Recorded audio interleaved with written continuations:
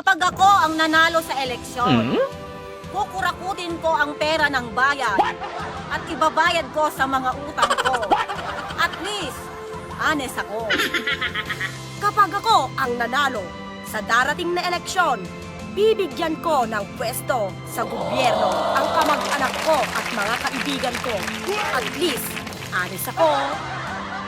Kapag ako ang nanalo sa darating na eleksyon, gagamitin ko ang pondo ng gobyerno para mag-travel at mag-shopping sa ibang bansa. Dahil makapal ang mukha ko, pero at least, honest ako. Kapag akong nanalo sa darating na eleksyon, hindi ko tutuparin ang lahat ng pangako kong ibababa lahat ng bilihin at itataas ang sweldo.